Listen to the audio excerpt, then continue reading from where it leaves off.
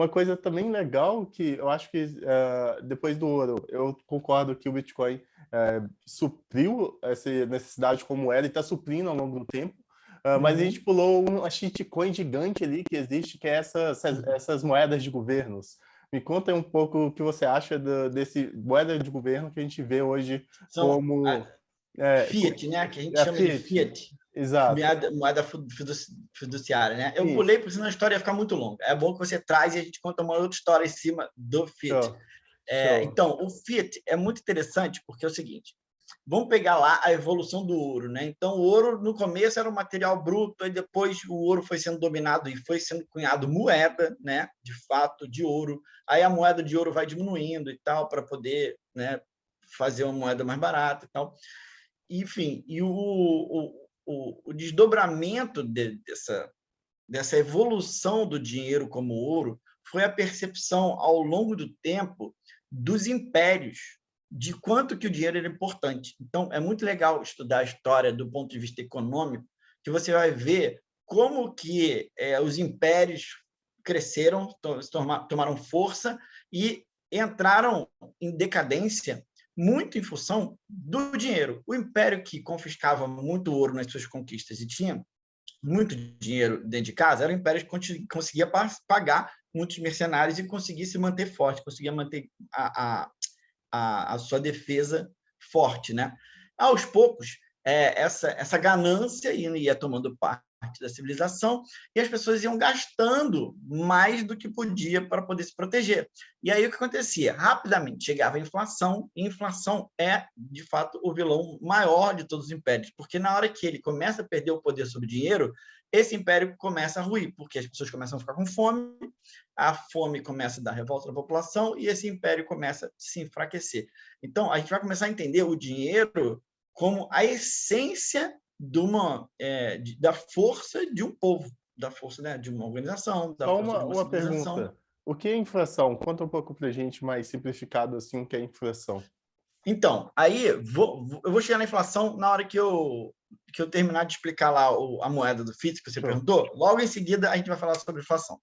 E aí, de repente, entenderam, e aí não faz tanto tempo assim, é muito legal que, principalmente no Império Britânico, né? A Inglaterra se tornou um dos maiores impérios do mundo, porque eles sacaram, primeiramente, de que se o dinheiro, né, o ouro, era fator preponderante para o império se manter, o que o Império Britânico fez? Ele começou a coletar e guardar todo o ouro dentro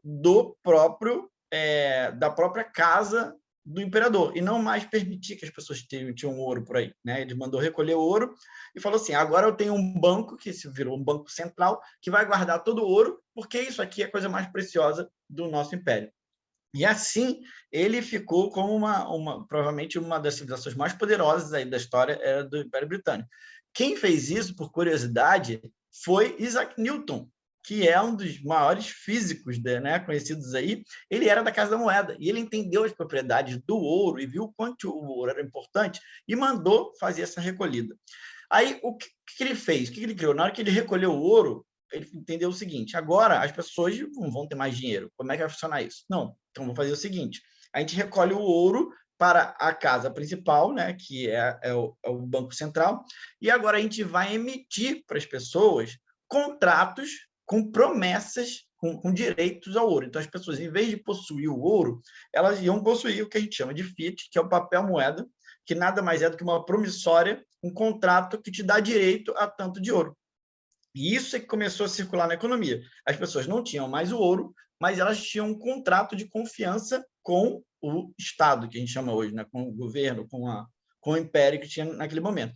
Então, o que ele fazia com isso? Ele conseguia manter todo o povo dentro daquela caixa que ele criou, porque aquele contrato só servia sob confiança do Estado. Né? Você não podia ir em outro lugar, não iria ter tanta confiança assim. Então, surgiu o dinheiro fiat, ok? Todo mundo agora não podia ter mais ouro e só tinha papel moeda que dava direito a você sacar um ouro.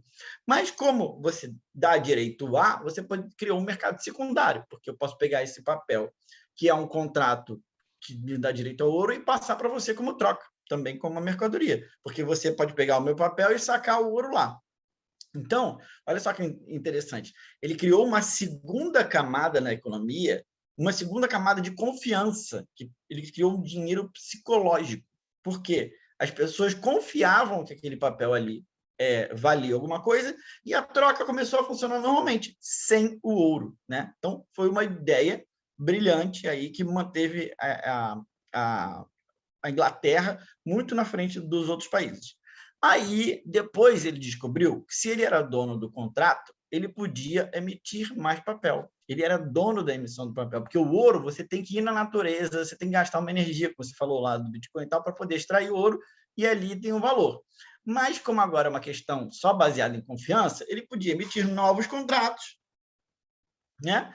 E, em princípio, ele dizia assim, olha, tem que ter ouro aqui. Aí que vem a ideia do lastro, né? Olha só, para cada contato que eu estou emitindo, eu coloco uma barra de ouro aqui no meu banco. Até o momento que eles entenderam, olha só, está todo mundo confiando no meu contrato, e aí a gente entra um pouquinho mais na frente, já tem os Estados Unidos como uma superpotência, né, fazendo a mesma coisa que a Inglaterra, que a Inglaterra ensinou, mandando dinheiro fiat, e ele falou assim, olha, eu já sou a maior potência do mundo, né? Então, todo mundo tem que acreditar em mim, e eu vou agora começar a distribuir papel e não preciso mais colocar ouro por trás. Então, ele falou, rompeu e disse assim, olha, meu papel não tem mais lastro em ouro, mas vocês têm que confiar em mim porque eu sou a maior potência e tudo mais. E daí começou a surgir essa questão do governo, do Estado, poder emitir à vontade. Ele é o dono do dinheiro, então ele pode criar novos papéis, pode criar dinheiro. Então, lembra quando tinha batata lá atrás, se chegasse um agricultor e produzisse várias batatas, o dinheiro perdia seu valor? Agora, no mundo fiat, que é o papel moeda, vai acontecer a mesma coisa. Só que é até interessante, porque o governo, o Estado é que manda no país, então ele é o único poderoso de criar mais dinheiro. Então, maravilha, agora eu vou criar mais dinheiro e boto ordem nesse negócio todo. O único, porém, é que se ele criar muito dinheiro, ele gera o que a gente chama, você acabou de falar, de inflação. O que é inflação?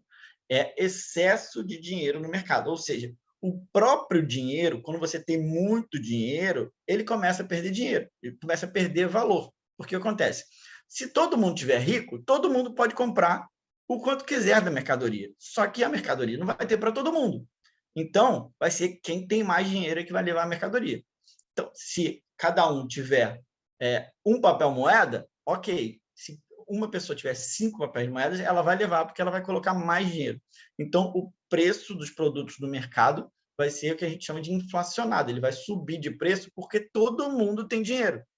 Na hora que tem alguma coisa escassa, um par de demanda versus oferta, ele começa a pesar, ou seja, não pode todo mundo ter dinheiro, porque senão todos os preços ficam muito altos. É importante que, para um ser rico, o outro não é que tem que ser pobre, mas é que tem que ser menos.